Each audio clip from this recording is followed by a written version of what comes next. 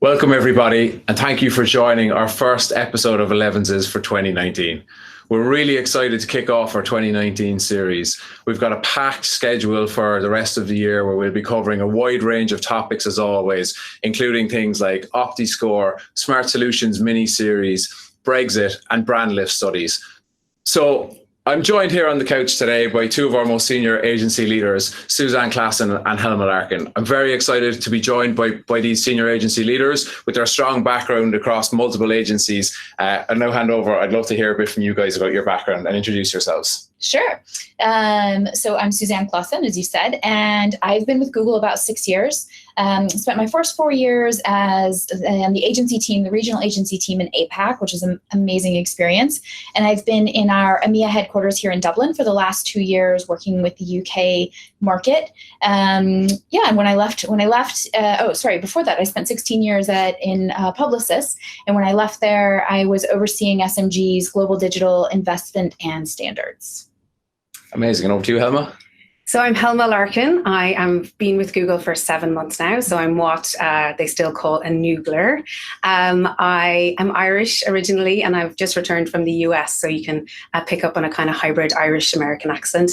Over in the US, I worked for Dentsu Aegis Network for just over 6 years. And I had a couple of positions there, one leading mergers and acquisitions for North and South America, because my prior background was consultancy, financial consultancy. And then I went on to run a media agency, location and outdoor agency called Posterscope for 3 years in the US as well.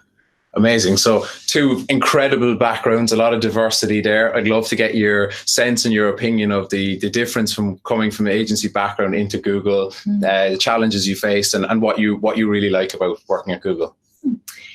I think the biggest difference for me working at an agency versus working at Google is just the pace and scale of how things are done here at Google. Obviously, originally a tech startup, it's 20 years now, but being a tech first digital environment, everything here is scaled and rolled out through either a platform or through a supported scaled service. So that on a day-to-day basis is really a big change, but I think it's a fantastic way to run the business. It's it's really differentiating around how Google rolls out its products.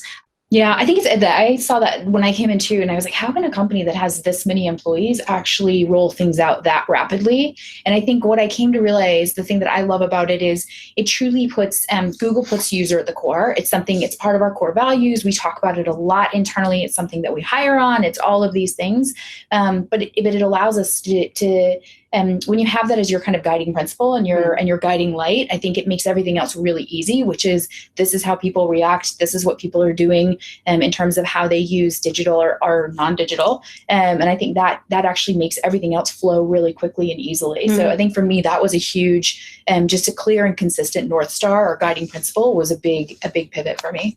Amazing. Cool. Thanks for sharing your background with us. I recently had the pleasure of attending a talk from you both where you addressed the trends affecting the agency landscape. Suzanne, you mentioned the magnitude of artificial intelligence and the change in the landscape being akin to the introduction of digital in the late 90s. I found this analogy really, really fascinating, and it kind of stuck with me from your talk. You mentioned some of the challenges that agencies are facing at the moment in terms of like Brexit, multi-screening, choosing non-traditional partners. And I think I was really, really interested to get your insight into those. Particularly, I think we'll kick off with the one that's on everyone's lips at the moment. Can you give us your thoughts on Brexit and how it's going to affect the agency landscape? Yeah, so Brexit, I think it's when anybody who's watching this obviously has a vested interest in this and probably has done a ton of research. So I think we're all really knowledgeable about the things like impact on consumer confidence and inflation and the legality of data transferring across borders, all of those we see those in the headlines a lot. We've probably all been reading them for the last few years. I think what we've been talking a lot about as a leadership team is what's the agency opportunity in that? And I think there are a couple guiding principles we've been talking about. So one of them is that today's consumers are going to stay online. That's not going to change. And it's a place they go to for information and value, and that's going to stay consistent. I think a second kind of guiding principle is that more than ever, businesses are going to value transparent and effective ROI. that certainly isn't going to change. In terms of economic uncertainty, it's going to increase even. I think one thing that's a big pivot from the last time that the UK went through kind of an economic downturn is that we have the smart technology now. So going back to what you said about an ML first world, that fundamentally changes things, and it fundamentally changes what agencies can bring to customers. So consistently, we can use that to hone on intent and really cut through the clutter. And I think that's going to be a really big difference. I think then one thing that stays the same is digital is going to stay flexible in times of change. That's always something that's been, something that we've all understood to be a benefit. But then going back to that kind of ML first and the fact that smart technology can hone in on intent. The thing that we think we don't talk a lot about and that agencies should be guiding customers on is that there are going to be winners, people who come out of Brexit, whatever happens, people who come out of Brexit with a higher share of wallet. And ML is going to be machine learning is going to be a huge part of that. So I think that's one where agencies have massive opportunity to guide their customers through this and talk about how do you actually come out the other side as a winner through using what's available today and wasn't the last time we had this. Amazing insight there, Helma. Yeah, I think to build on that, there's also like a really, interesting opportunity around how clients, UK-based businesses approach the export space, and where they're looking for their consumers. So if demand, is soft, and it has softened a little bit at the moment, and if it continues, in that trend, looking outside of the UK, to find those consumers, and now with, a lot more digital distribution channels available to them, there's a strategy that the agencies, there's a great opportunity for them to be able to really be advising their clients on that space. And I think, as well, if, the decision comes down and we're no longer in the Eurozone, there's also an opportunity, to help clients guide through that new world where there's, customs and shipping, shipping considerations and things like that. So as much as agencies want to pivot in to more consultative type services, this is definitely an area that would be worth, I think, investing in and being ready to help their clients address as a consultant partner. That's an important one, and that's something in APAC we would have done a lot. So in Indonesia and Vietnam and Thailand and places, we would use our global expansion team there a ton. And it was interesting when I came to work in the UK market, nobody wanted to talk about it, and I thought it was so odd because it was such a big part of what we had done. So maybe you're right. Maybe this is a time for everybody to re-engage with that. Yeah, and we have like so many customer insights and analysis across all markets to be able to help with that. So it's a great position to be in. Yeah. Great, cool. The next trend that you guys touched on was multi-screening becoming user behavior as the guiding principle. And I think we all do it. I think we're all familiar now with that setting of like watching TV, but having the laptop open and maybe being on your phone at the same time. So that presents a challenge for brands, advertisers, and agencies alike. What's your view on this and the best way to reach the end user in this multi-screening environment? Yeah, Helma and I were talking about this a lot. So we were saying, because we still talk a lot about multi-screening, and actually what we were saying is we should stop talking about that. We should frankly just stop talking about that and talk solely and exclusively about user behavior, and whether that's offline or online, but we really should be like, that should be the basis of every conversation that we have. So an agency has with their clients, or that we have with any agency, should be about, okay, this is what users are doing today. Here's what we expect them to do over the next 6 to 12 months. And now how do we build around that? Yeah, for sure. So I used to run an outdoor and out-of-home agency, and we were doing this for a long time, really trying to figure out what consumers were doing when they were on the go and they were out and about, and also trying to figure out, when they were using technology and mobile in particular, to decide when we serve them media, how we serve it, what format was more acceptable to them. So that's something I've been doing for a long time, and I think you're right. I think it's time to kind of stop differentiating between the screens. Consumers don't, they don't think that way. We need to serve them media and advertising that's relevant to their time of the day and what mindset that they're in. So yeah, I totally agree. Yeah, it was interesting. We were talking about this because Helma, we were saying like, we use so much data and say like, oh, this percentage of data or this percentage of screen time or consumer time goes here and mind space and all that. Yeah. And then Helma and I were talking about like her experience in out of home, which probably a lot of people watching this would be like, oh, it's outdated, out of home. And she was like, yeah, but we were talking about, they got into the consumer journey where they like actually sat there and were like, okay, when people are commuting, like what exactly are they doing? And I think sometimes we forget to do that, of just like, this is the actual experience versus data of like, what does it feel like to do that? So I think we need to get back to that a bit. Yeah. Fascinating insight into the consumer behavior there. Really, really interesting stuff. In terms of like the next point you guys were discussing was like end customers are choosing unlikely partners. So agency competition no longer comes from just agencies, but increased competition from in-house specialists. How do you see this landscape evolving in the coming years? Yeah, I mean, from my background being a prior consultant and also having done a lot of M&A acquisitions when I was at Dentsu, like I find this, this point in time absolutely fascinating, just to see how the holding companies in particular, but also some of the other players are really evolving their structures and their capability set, to react to the market challenges. Look, I don't think that this is any different to any other industry that has had an inflection point.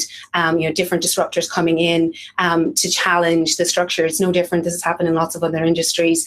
It's really just a matter of how the big players will pivot to this. I think there's, the agency of the future, will look like probably in three different buckets. I think from a structure perspective, you'll probably start to see more offshoring, some of the transactional aspects of agencies, and the use of more scale technology. I think this is, we're used to it here at Google, but this is much more accessible now for agency groups to be able to, go to market with more scale solutions. And I think we've already seen, quite a lot of changes at some of the larger groups in terms of who they're putting in charge, the different types of acquisitions that they're doing, really putting, data and technology at the core of everything.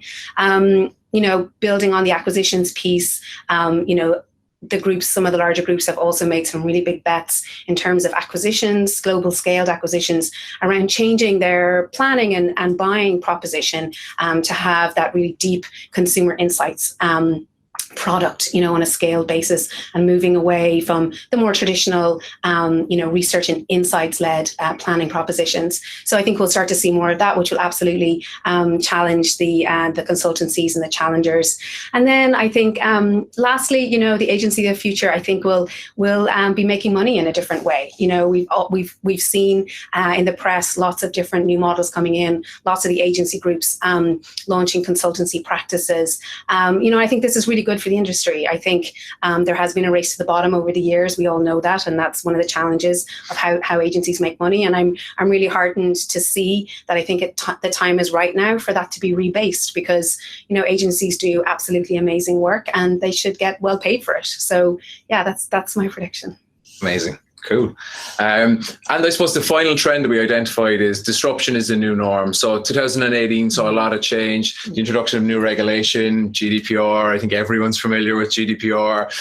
So, the competition and the complexity in the market continues to evolve. And how do you see this affecting the agency landscape? Yeah, I think for me, this is one I feel really passionately about in terms of what role agencies play here. So I think the disruption and when I think about GDPR or ITP or any of the things that kind of affected us as a broad scale industry, I think it's good. So I think that, there's, when you talk about privacy or transparency or any of that, as a consumer, I like that. And I think it's going to continue. I like that we work in a market that's kind of leading there. It was one of the things that attracted me to working in this market, is because it's like, wow, it's so complex and regulated, and there's a lot of kind of disruption, which I frankly think is really interesting and exciting. So it's the norm. And when I look back now of what I would do if I were either, running an agency or still in an agency, I think one of the things I would do is think about complex leadership and how to navigate that for customers. To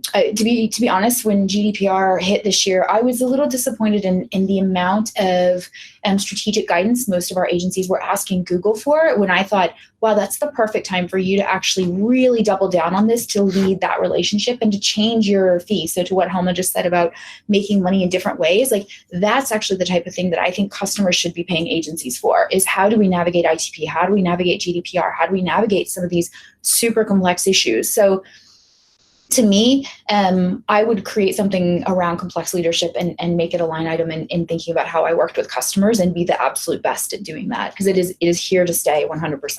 Yeah, absolutely. And I think if, going back to my earlier point, the agency groups, everyone's making a big play into, data products, analytical products, absolutely have to be at the forefront of, the compliance aspect of that, and being able to give clients really, really sound and solid advice, coupled with deep consumer insights. Yeah. Amazing. Cool. And final question from me, you'll be glad to know. How will Google work with and support agencies through this challenging and uncertain time? Yeah, I think we'll stay. I mean, I think we'll do a lot of things that, frankly, we've always done. I think we've always been a loud voice of this is what users want. And I think that's core. It's critical to who we are. I think it's valuable to everybody. It's valuable to me as a consumer. I want Google to continue to focus on that. I think it's valuable to all of us in terms of adding value to end customers, so the agency's customers. So to me, I think that's one thing that we'll keep doing is thinking about how do we bring that voice to the forefront and that knowledge. I think we'll also continue to be focused on transparency, around regulation, all of those things that also come along with our industry, which I think is valuable both, again, to us as consumers, but again, to our agencies and their end customers. Yeah, absolutely. I think to add to that, I think, there's two areas that are top of mind for me when it comes to helping agencies. I think one is around the area of automation. I think, our products are built to really help, cut out a lot of the process for ourselves, for agencies. So I think, agencies can just really lean into us in terms of what we can add in terms of our product offering to help them free up that time. And then I think, the other point is just consumer insights across products and categories. I think, as we go week on week in some of these uncertain times, things are changing rapidly. What was true last week is not true anymore. And we have, tons and tons of, deep customer insights and tools that are available. So I'd say, use us as much as you can to provide those insights to your clients where you see it applicable. Yeah. Cool. A huge thank you to Suzanne and Helma for joining me on the couch and sharing their invaluable insights. I hope everyone found that session useful, and I hope everyone will join our next episode of Elevenses on March the 6th at 11 a.m. where we'll be doing a deep dive into our new OptiScore product. So a really, really important session, and I'd encourage as many of you as possible to attend that next episode of Elevenses. Thank you very much for watching. I'll see you soon.